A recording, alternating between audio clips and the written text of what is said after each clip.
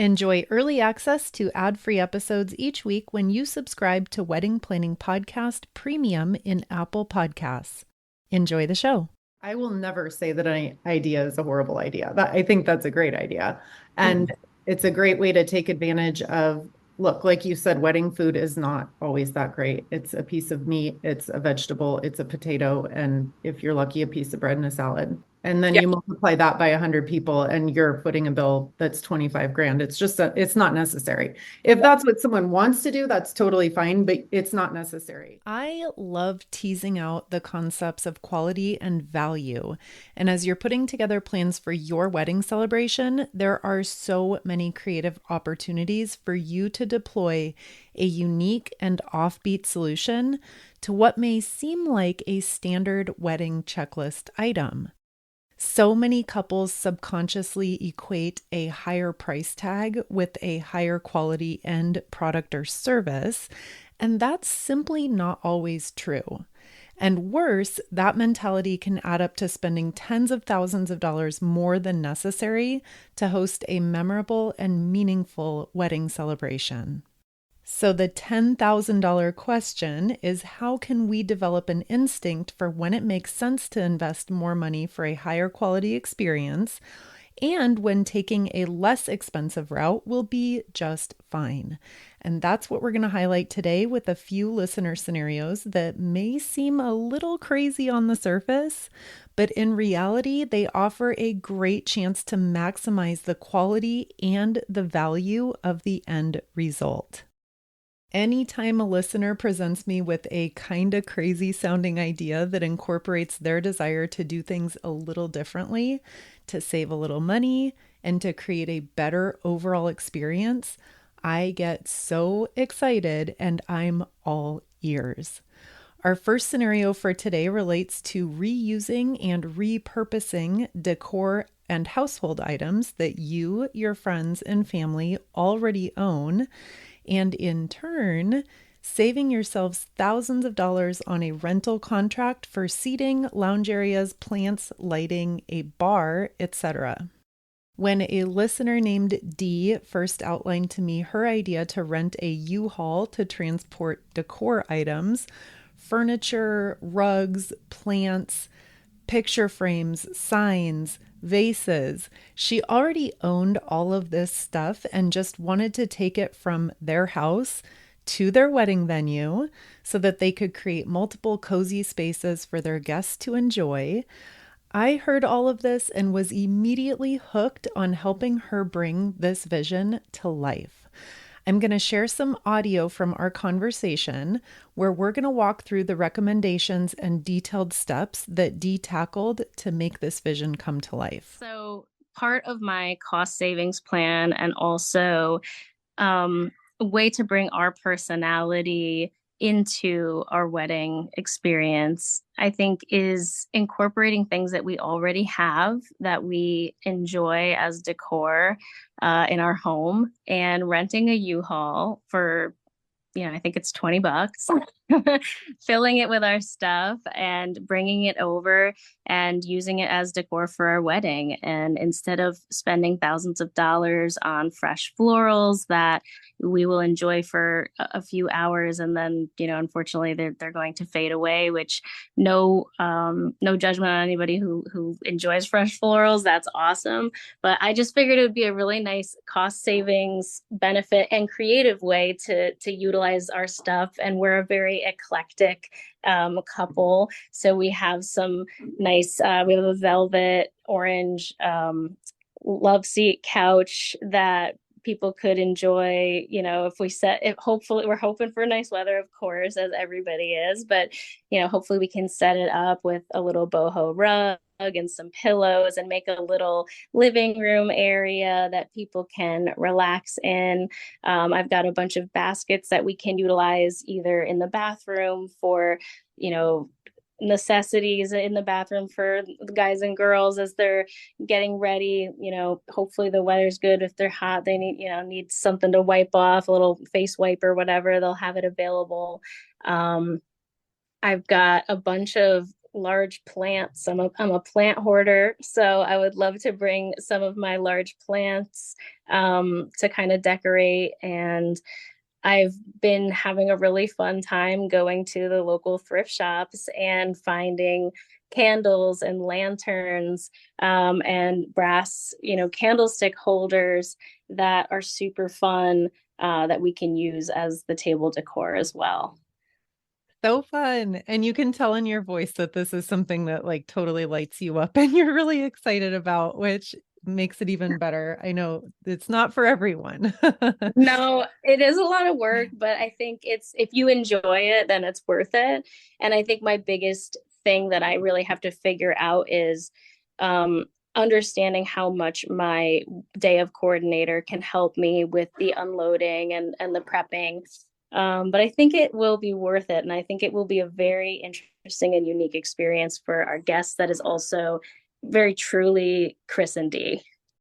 So you had mentioned, and we both kind of laughed about it. There's not a Google answer for can I rent a U-Haul and take wedding decorations from my own house? And if so, how would I go about doing that? So Yep. that's what we're kind of creating here in real time. And Dee, we are so much alike. I made a little list of like a flow chart of how would we go about doing this. So you mentioned $20 to rent a U-Haul, and we've all been on the highway driving and you see the U-Haul and on the side it's like 19.99 per day. So the first thing that I would recommend doing is getting a for reals price quote, because as we all know, it's probably not going to be just 19.99. It's probably going to be more than that.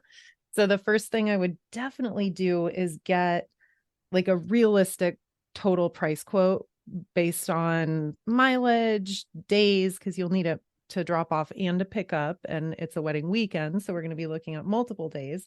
So Yep. just to make sure, as again, we can all relate to, sometimes these costs balloon. And instead of 19.99, it's all of a sudden like $680 because you've got Mm, and insurance and mileage and extra days and extra drivers and blah, blah, blah.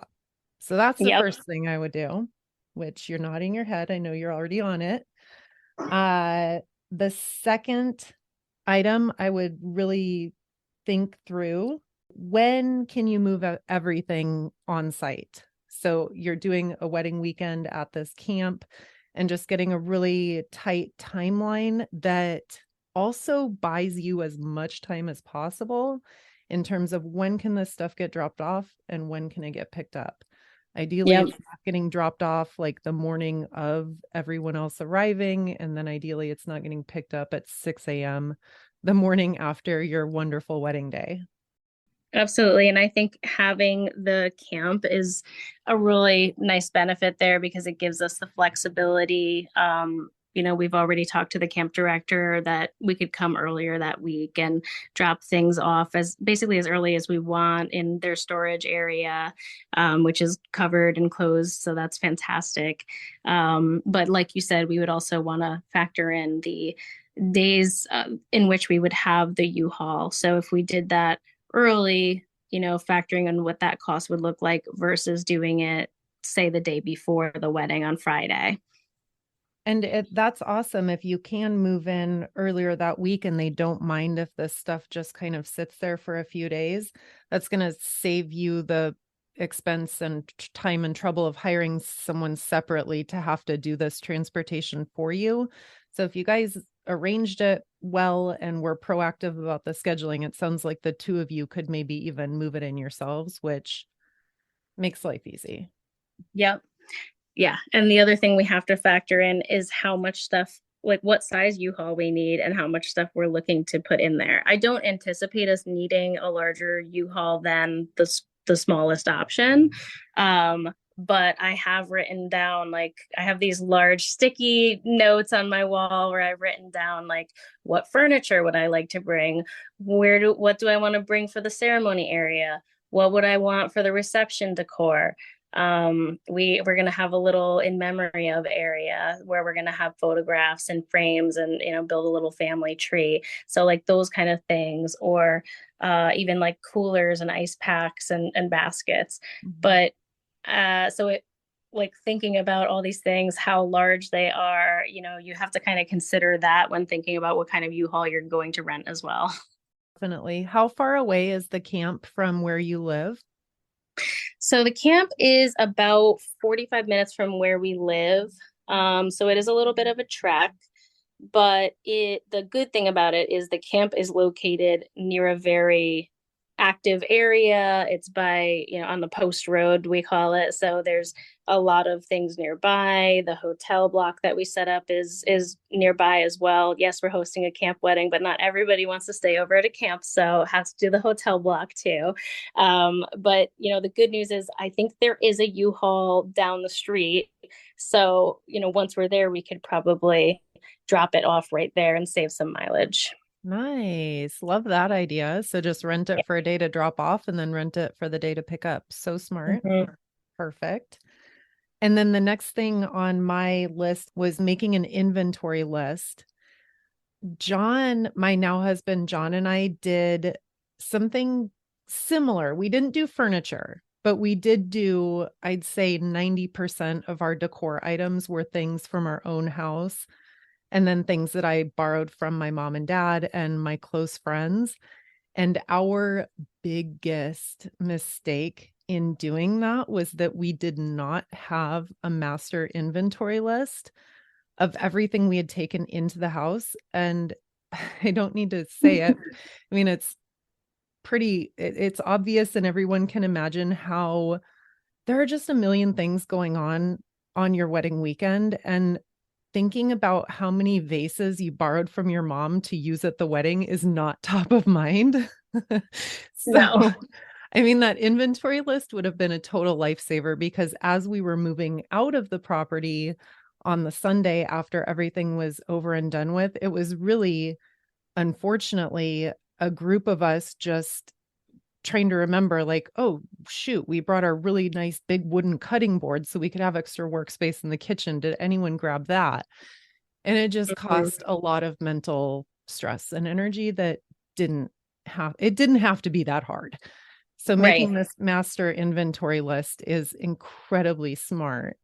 And then as you're kind of adding things and thinking about what to take, you mentioned a lot of your furniture. I would just maybe mentally be prepared for, like, what would we do if someone spilled a glass of red wine on this beautiful vintage velvet couch, or not saying it's going to happen, knock on wood, I really hope it doesn't happen, but just kind of running that through your mind as well. Yep. I think that's totally fair to consider. And I've heard that hydrogen peroxide is a great great stain remover. So maybe we'll keep some of that on site as well. But yeah, you have to definitely consider that if you're using your own things, they might get broken or lost. Um, so that's a good piece of advice.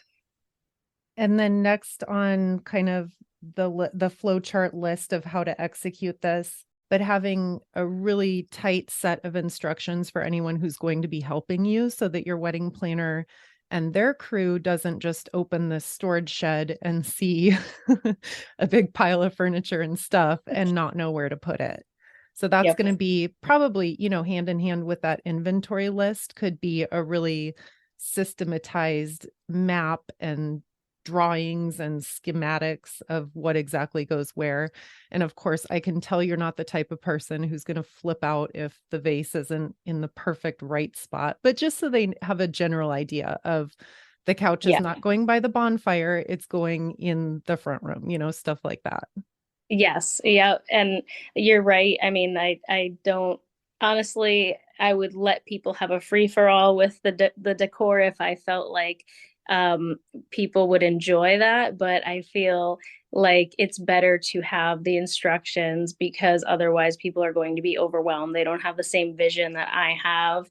And I definitely wouldn't get upset if, a vase was somewhere and not somewhere else, but you definitely need people can get overwhelmed if they open up that shed and see just a pile of flowers and faux flowers and vases and plants and a couch and just say, where is this going?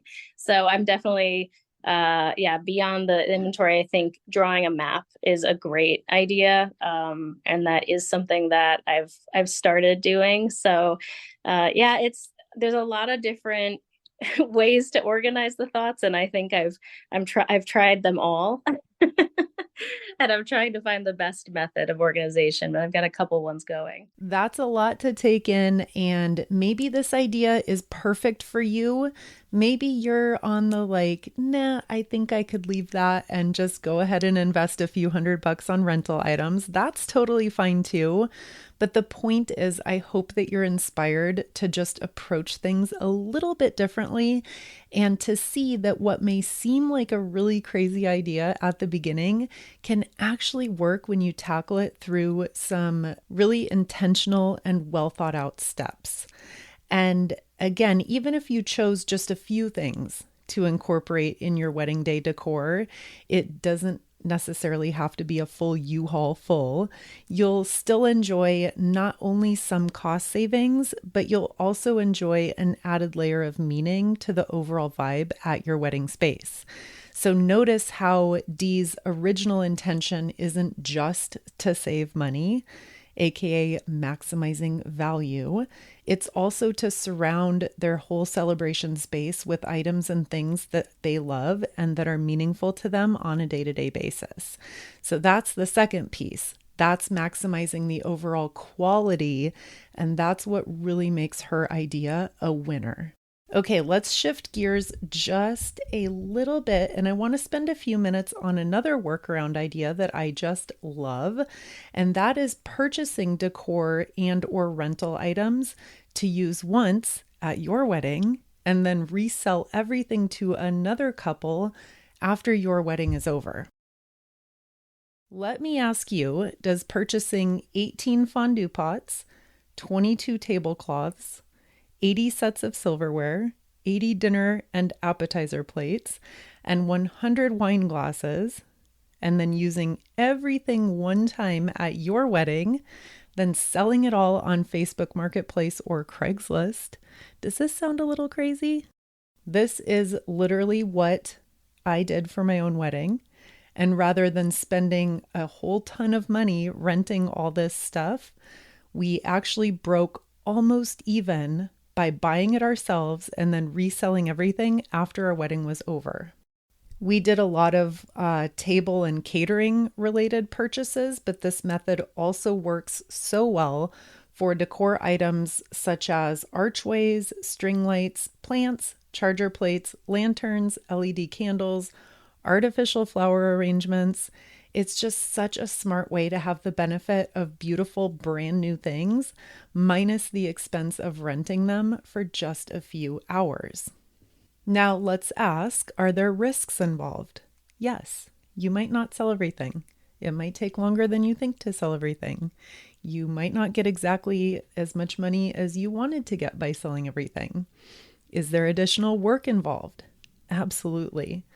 But if you're looking to save a significant amount of money by cutting a few smart corners, then this entire show, and we're just getting started, this entire show is packed with legit options, and buying and then reselling decor and catering elements is hands down one of my favorite workarounds to increasing quality and value.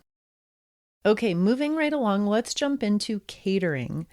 So a couple is trying to find a more affordable way to serve dinner without using a traditional wedding caterer. You heard a snippet at the very beginning of today's show that came from this original conversation with a bride who is looking to maximize the quality and value of the food that they serve on their wedding day. So is not using a wedding caterer a bad idea? Are we crazy to try and find a local restaurant to cater family style? Is it weird that I think traditional wedding food is nothing special and I don't feel like spending $16,000 to feed our 150 wedding guests? I think you can guess what my answer is to all of those questions.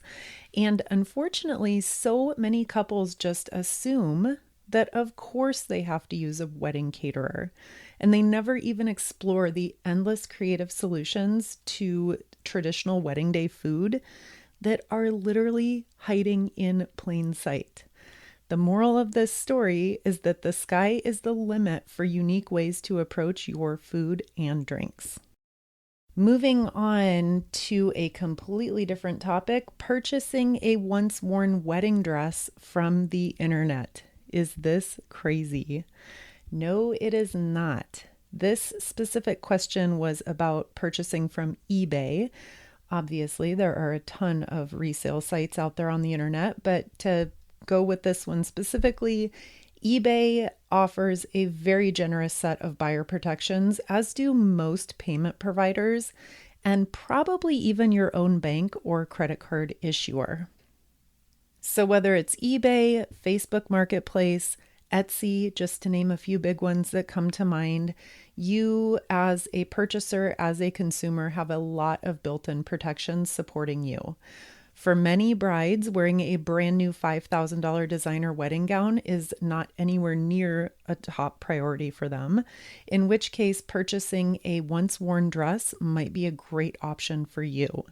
And if you fall in the middle, where you would love the luxury of a designer dress, but you don't feel the burning desire to invest upwards of $5,000 on purchasing a brand new one, I just released a show within the past couple of weeks that you'll definitely want to check out on purchasing a once worn designer dress. And closing note on wedding dresses, this also ties back to our previous discussion about buying, enjoying, and then reselling.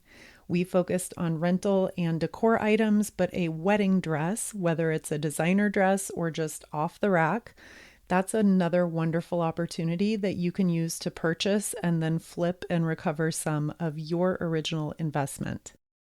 And next scenario for today is offering on-call shuttle service for guests within a gated community during our wedding weekend events a good idea? For a little more background information on this scenario, we are dealing with a wedding weekend celebration that's going from Thursday to Sunday. So the breakdown is a welcome party on Thursday, rehearsal dinner on Friday, wedding on Saturday, and then post-wedding brunch on Sunday. Love it. We have about 100 guests staying within a gated community at various rental properties and a hotel. All of the lodging is within a 3-mile radius of all of the various activities throughout the weekend. The community does offer golf cart rentals, but we thought it would be a nice service to also give our guests the option to hop on a rotating shuttle service so that they don't need to worry about enjoying drinks and then having to drive home. Okay, so full disclosure, this is a real wedding situation that played out in a somewhat negative way, spoiler alert, and I'm sharing it with you to illustrate some of the potentially troublesome areas that you should be aware of and pay close attention to as you're thinking through the feasibility of your creative ideas. In a very generous effort to accommodate her guests, this bride made things way too complicated, and she wound up fielding dozens and dozens of texts from different shuttle drivers and confused guests throughout her wedding weekend. Now, on the surface, it's a wonderful idea, very generous, to offer your guests the convenience and safety of shuttles. But the layout of this community, there were unforeseen delays. There was lots of waiting on people who were running late. And then the overall issue of not fully handing over responsibility for managing the day-to-day planning and scheduling. These were all contributing reasons why this idea kind of backfired. Now, don't get me wrong. The wedding in question was overall an absolute success. And this in no way took away from that or spoiled the entire experience, which is really important to note. But I'm sharing this one to illustrate that there is a huge difference between a great idea and putting plans in place to properly support and execute that idea. Some very general guidelines to live by as you're looking for opportunities to go off the beaten path in search of maximizing the quality and value of your wedding. First off, ask yourself, is this idea scalable? Is the size of our wedding, our guest count in relation to my idea, is it realistic? Next, you need to ask yourselves, do you have enough help to pull this off? Because it's not going to be you on the wedding day executing, unloading a U-Haul and placing all of your decor items around your venue. So you need to have enough help and helping hands, people who are willing and able to assist you and make this vision come to life. And then very closely related to that, are you delegating the right things to the right people? It's worth mentioning here, so important, you should have as little involvement on your plate on the wedding day as possible, and that involves a lot of proactive delegating. Ask yourselves, is it affordable? Is there really the bang for your buck cost savings on the surface that might be really enticing and you might think you're going to be able to save thousands of dollars? But in reality, there might be hoops and workarounds and unexpected things that come up that inflate the overall price tag and in turn really shrink the benefit that you're actually getting in the end. We've talked about this a few times in the past couple of weeks in terms of renting a blank space DIY venue. On the surface, wow, it might seem like you're getting a venue for free and you're just saving yourselves piles of money. But in reality, that's rarely the case. And then another question to ask yourselves is what we're trying to do safe? Is it legal? That might sound a little intense, and I am certainly not here to offer any legal advice whatsoever, but this is an issue that comes up with couples who are looking to use non-traditional venue spaces such as Airbnb rentals, campgrounds, camp lodges, public access properties. And having proper event insurance is one thing that comes to mind, as does ensuring that you're going about alcohol service in a legal and safe way, that you have valid event permits, you're following neighborhood rules and regulations, and you're also abiding by homeowner restrictions if you're using a private property. And then also ask yourselves, very important, what's the worst case scenario if this doesn't work? What are the downsides? And is that worth it? In other words, is all of this added work, logistics, planning, and stress worth the payoff in the end? These checkpoints and guidelines are not meant to scare you. They are not meant to deter you from pursuing an idea that you have. And it bears repeating just one more time.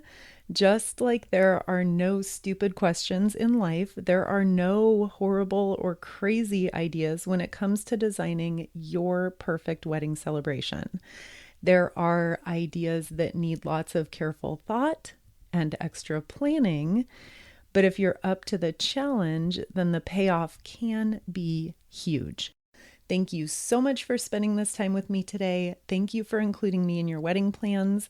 And we'll talk again next week, same time, same place.